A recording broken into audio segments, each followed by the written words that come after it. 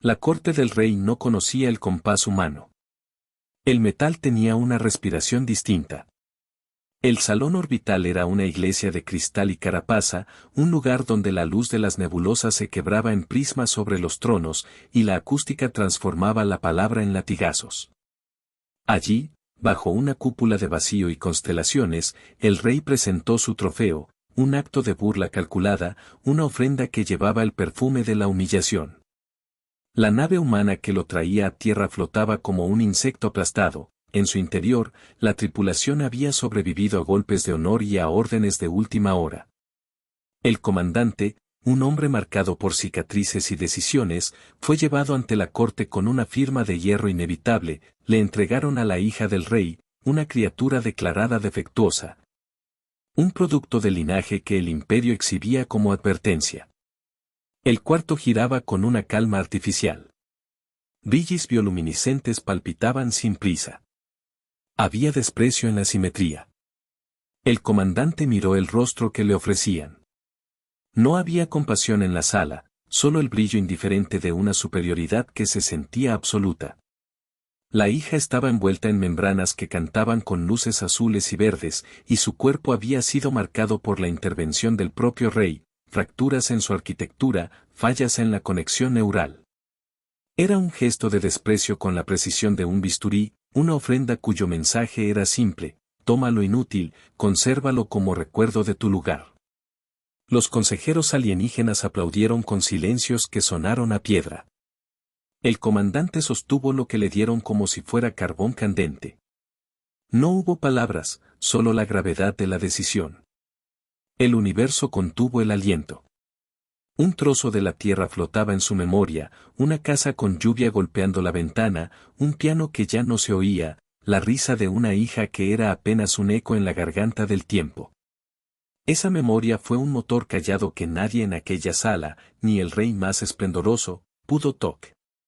El comandante recordó el olor a sal del puerto donde había aprendido a mentir menos y a trabajar más. Recordó una bandera quemada pegada a un asta, memoria que ardía pero no se consumía. Había dolor en esa nostalgia, pero también una decisión. No aceptaría la ofensa. No como capitán. No como humano. Los humanos no rezan. Actúan. El rey esperó una reacción teatral, una humillación pública, una sumisión que cerrara el círculo del poder. En cambio, el comandante hizo lo único que había aprendido en años de conflicto: calculó, respiró y devolvió la ofrenda con algo que no era rabia ni plegaria, sino una promesa.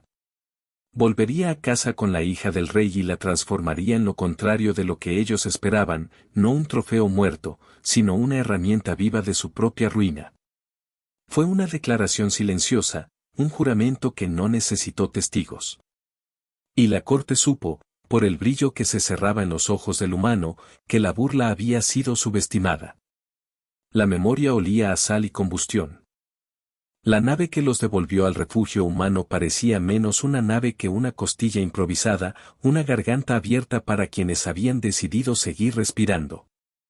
En el hangar, la hija fue colocada en cuarentena. El equipo la observó con ansias científicas y temor ritual. Había quien la tildó de peligro y quien la vio con ojos que buscaban redención en su singularidad. El comandante no permitió que la etiqueta derrota fuese el último acto de esa historia. Ordenó, con la calma de quien sabe que la paciencia puede ser más cruel que la violencia, que la cuidaran y la estudiaran en igual medida. Ella no hablaba con palabras, sus músculos se tensaban como cuerdas de un instrumento desafinado. Había hábitos en la tripulación que se parecían a rezos. Una lámpara parpadeó a la velocidad de los latidos. Las investigaciones revelaron cosas que parecían promesas y trampas al mismo tiempo. Entre los circuitos biológicos se detectaron patrones que el imperio nunca mostraba: una interconectividad emocional. Un retículo que respondía a sonidos humanos y a memorias en un lenguaje que no era lógico sino poético.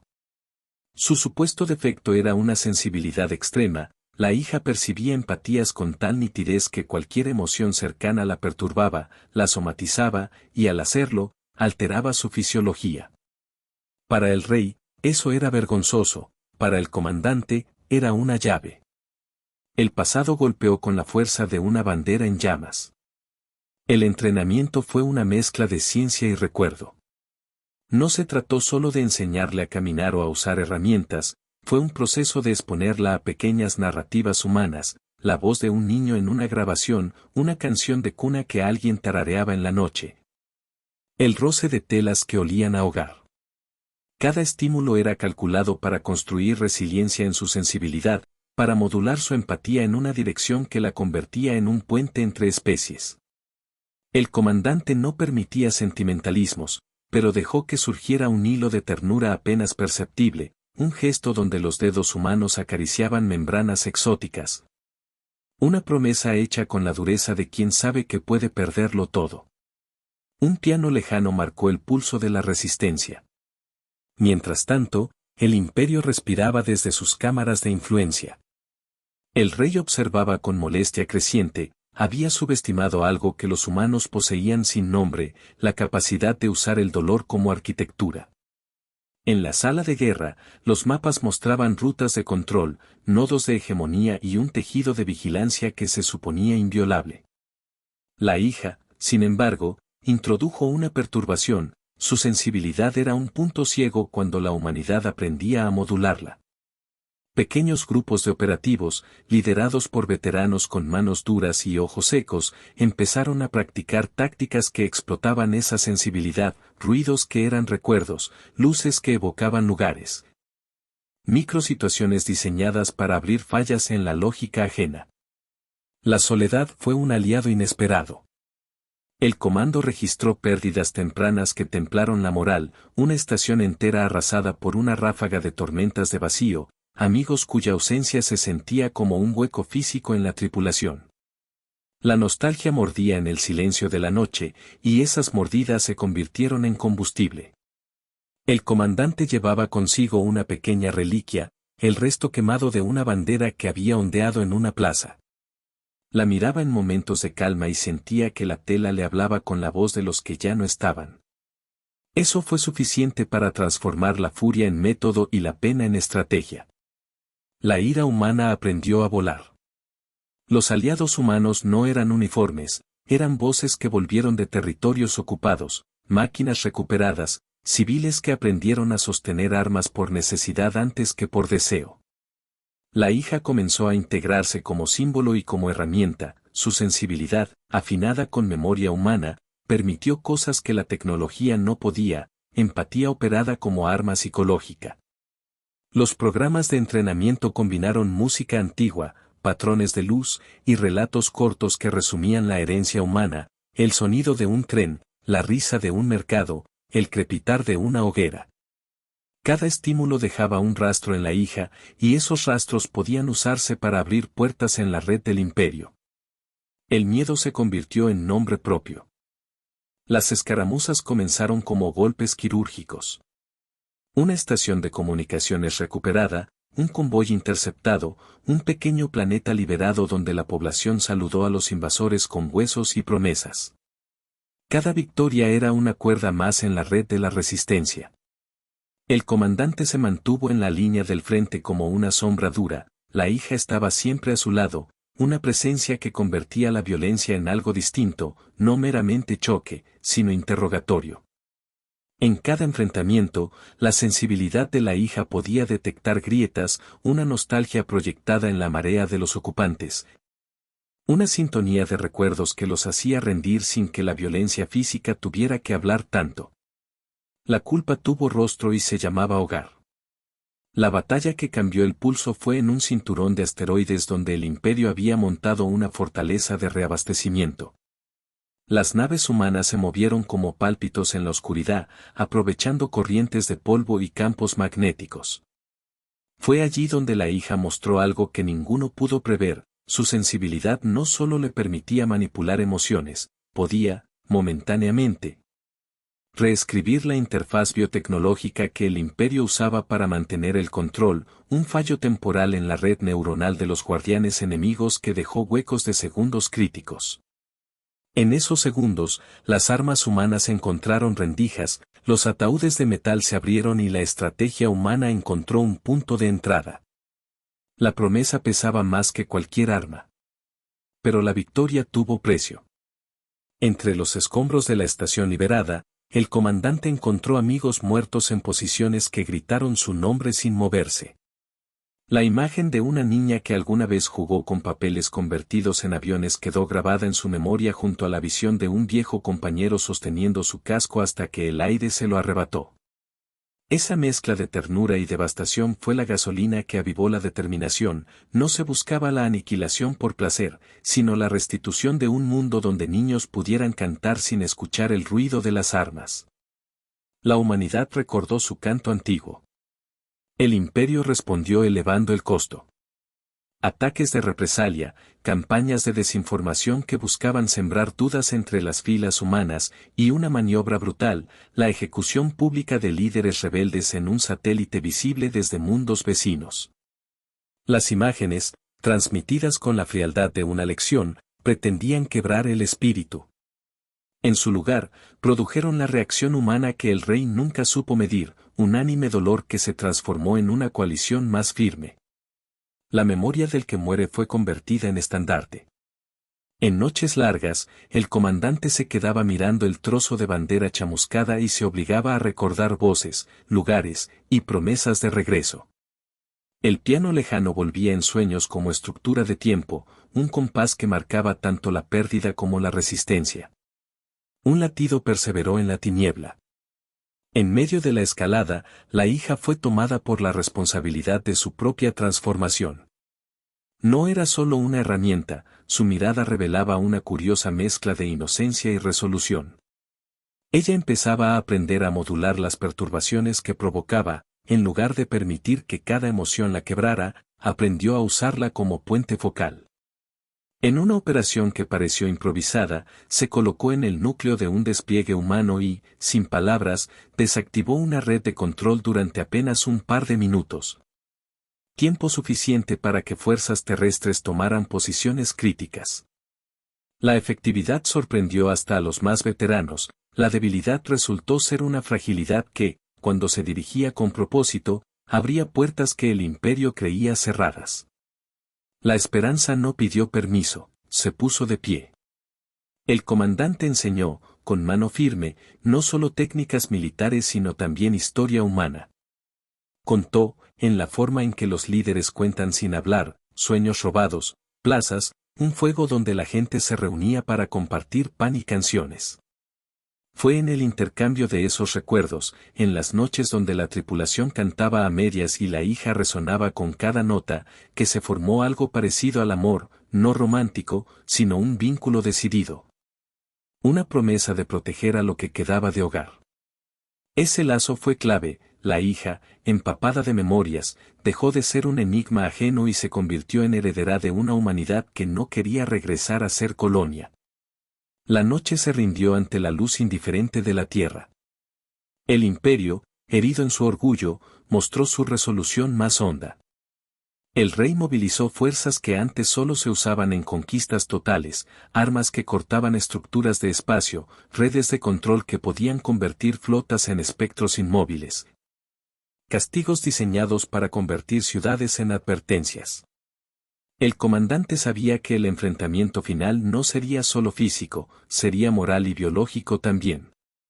Por eso la estrategia humana fue doble, desestabilizar infraestructuras con la hija como llave y, simultáneamente, crear un frente de verdad que pidiera la rendición del imperio ante la evidencia de su injusticia. El plan parecía un delirio, y sin embargo, funcionaba por la solidez del juramento que los humanos se hicieron entre sí. La venganza aprendió a ser justa. La operación que decidiría el curso de la guerra fue una sinfonía de ruido y silencio. Las flotas humanas convergieron en una órbita donde la cúpula de control del rey manifestaba su poder con una corona de protuberancias bioluminiscentes que se confundían con la nebulosa de fondo. Los humanos se movieron con la precisión de quienes han sacrificado vacaciones, familias y noches de sueño. El comandante, al frente, no buscó la gloria personal, buscó el resultado.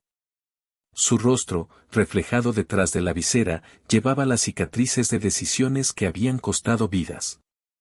Al lado suyo, la hija, ya entrenada en la plasticidad de la empatía, sostenía aquella vez más la posibilidad de abrir la cerradura de la victoria. Un eco de risa vieja llenó el casco del comandante. La estrategia humana no fue un ataque directo sino una coreografía. Pequeñas escuadras penetraron puntos de acceso, drones de interferencia cubrieron señales, y la hija, colocada en una cápsula de resonancia sonora, fue llevada al núcleo de la arquitectura de control del rey. Allí, su sensibilidad hizo lo que la tecnología no podía, sintió el latido de la red alienígena y, con ayuda humana, proyectó recuerdos que la desorientaron. Fueron evocaciones simples, una playa con viento, una tarde de mercado, una nana antigua, pero dirigidas con inteligencia, produjeron patrones que el sistema interpretó como fallas. En esos huecos, los sistemas de armas del imperio abrieron ventanas y las fuerzas humanas insertaron cargas de neutralización. La fragilidad se disfrazó de furia. El rey reaccionó con la violencia de quien pierde el dominio absoluto. Sus guardianes cayeron como hojas metálicas y la corte se tensó al ver que su control se deshilachaba ante aquello que habían despreciado. En la sala del trono, la caída fue lenta y terrible, pilares que sostenían torres de energía comenzaron a colapsar, cristales que refractaban la luz en símbolos de poder se agrietaron.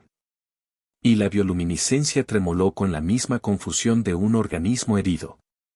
El comandante observó el derrumbe con una mezcla de triunfo y tristeza, cada gudión caído representaba una vida que había pagado el precio del enfrentamiento. La batalla se volvió íntima y gigantesca a la vez. La lealtad no fue un contrato, fue un juramento. En el momento decisivo, el comandante tuvo que elegir entre perseguir la venganza personal y salvar aquello que realmente importaba, la vida conjunta de su pueblo y de la hija. Eligió con la claridad del que ha visto demasiado. Abandonó un flanco de ataque que hubiera acabado con el rey en instantes y, en su lugar, sacrificó su propia nave como escudo para permitir la evacuación de civiles atrapados en las estructuras colapsantes. Fue un acto de liderazgo que no requería audiencias, su nave quedó como muro y su tripulación pagó con sangre la decisión. La heroica contención permitió que la hija completara su función más allá de la técnica, con una emisión final, sintonizó la red del imperio con sentimientos de culpa y memoria. Y en esa vibración global la autoridad alienígena encontró su espejo. Un recuerdo encendió la chispa definitiva. El rey, confrontado no solo con la pérdida física sino con la exposición pública de su crueldad, se rindió en la forma que los antiguos reyes no suelen, no con una espada sino con un gesto vacío. Su corona cayó y las cámaras que documentaban la agonía de los caídos mostraron rostros donde se leía la verdad que no podía negar. La hija, en un instante que la voz no podía nombrar, dirigió su sensibilidad hacia el rey y le mostró, como si fuera un espejo, lo que sus actos habían hecho, niños sin juegos, plazas vacías, fogatas extinguidas. Esa visión, proyectada por la criatura que él mismo había despreciado, quebró algo más profundo que el poder, quebró la idea de infalibilidad. La ira se volvió alianza. El precio fue alto. El comandante, herido por sobrecargas y por la metralla de decisiones que sonaban como promesas rotas, respiró con dificultad mientras veía las estrellas deformarse en líneas de fuego. Su sacrificio no fue estéril. La flota humana reseguía el horizonte de la victoria y retiraba cuerpos con la paciencia de quienes entienden que la reconstrucción es la batalla más larga. La hija, exhausta pero viva, se apoyó en el comandante y en el colectivo humano que la había acogido. El vínculo que se había forjado no era sentimentalidad barata, era la certeza de que había algo que valía la pena proteger más allá de la revancha, una especie con memoria y capacidad de decisión. La libertad se hizo con manos sangrientas y decididas. La galaxia no cambió de forma al instante, pero el equilibrio sí. El imperio, herido en su centro, retiró sus dominios y negoció lo que pudo. Las estaciones y planetas liberados comenzaron a recomponer sus gobernanzas con métodos improvisados pero vivos, elecciones, asambleas, redes de ayuda. La hija, declarada por muchos como heredera simbólica de una nueva era, no buscaría tronos. Había aprendido, en su exposición a la humanidad, que existir no era dominar sino cuidar. La humanidad, por su parte, no volvió a creerse inmortal ni omnipotente, aprendió la fragilidad y la responsabilidad que viene con el poder de despertar a otros. La venganza no fue la última palabra, fue el umbral. El comandante sobreviviente se convirtió en memoria viva. No buscó honores públicos, rehusó que su nombre se colocara en placas. Prefería hablar con actos, la reconstrucción de un barrio, la protección de escuelas, el gesto de plantar una bandera renovada en una plaza. En las noches, aún escuchaba el eco de un piano que a veces le llegaba desde transmisiones de refugiados que reconstruían hogares. Y en esos acordes encontró la razón por la que habían peleado, no por orgullo vacío, sino por la promesa de que alguien, algún día, podría tocar una nota sin que el ruido de las armas la interrumpiera. La esperanza se hizo carne en manos callosas. La hija se acostumbra a su nueva vida entre humanos. No siempre entendía los rituales ni las pequeñas burocracias de un mundo que ahora reclamaba su espacio. Sin embargo, en los patios donde los niños volvían a jugar, era frecuente verla observando, aprendiendo las formas humanas de reír y de llorar. Su fragilidad original, reinterpretada, fue fuerza. Los sistemas que se alimentaban del control ahora se vulneraban con lo que ella representaba, empatía estructurada. En academias improvisadas, jóvenes de ambos orígenes estudiaban cómo reproducir técnicas que evitaban la violencia sin renunciar a la defensa. La lección que quedó fue clara y pesada: despertar a una especie implica responsabilidad interminable. La libertad se sostuvo por la memoria. En los años que siguieron, las historias sobre lo ocurrido flotaron por mercados, por transmisiones y por relatos alrededor de fogatas. Se contaban no como cuentos de héroes únicos sino como la suma de gestos. Recordaban la escena de la bandera chamuscada, de la risa del niño en una grabación salvada, del piano distante que se había vuelto himno. A veces, en los aniversarios de la caída del trono, la hija se paraba en una colina y miraba las estrellas, como quien escucha viejas canciones. El comandante, cuando podía, la acompañaba. No había gala, ni pompa, solo dos seres que habían compartido una ruta donde cada paso había costado a alguien, pero que también había devuelto algo: la dignidad de decidir. Las estrellas guardaron el secreto de los valientes. La galaxia aprendió a mirar a la humanidad con otro foco. No como presa cómoda ni recurso a consumir, sino como presencia que puede reclamar su lugar. El imperio cambió sus formas, reestructuró su diplomacia, pero la simetría ya no era la misma. En mundos lejanos, generaciones que no habían conocido la ocupación crecieron con relatos donde la fragilidad se celebra como potencia, y donde una hija rota fue la chispa que iluminó grietas hasta hacer caer coronas. La lección se convirtió en credo: no subestimes a aquellos que pueden sentir, porque la sensibilidad, cuando es forjada con memoria y disciplina, puede mover galaxias. El deber resonó como metal contra metal. Y en la quietud que vino después, cuando las ciudades reparadas encendieron faroles y las plazas recuperaron música, alguien dejó una pieza de tela sobre una roca en la colina donde el comandante y la hija solían mirar la aurora. Era un trozo de la bandera reconstruida, cosida con manos que habían conocido la guerra. La tela se agitó con el viento estelar, y por un instante todo pareció volver a su lugar insoportable y verdadero. La humanidad había ganado una batalla, había despertado algo que no regresaría a ser colonia. Un latido dejó de ser privado y se volvió herencia. Vinieron por un planeta, pero despertaron a una especie.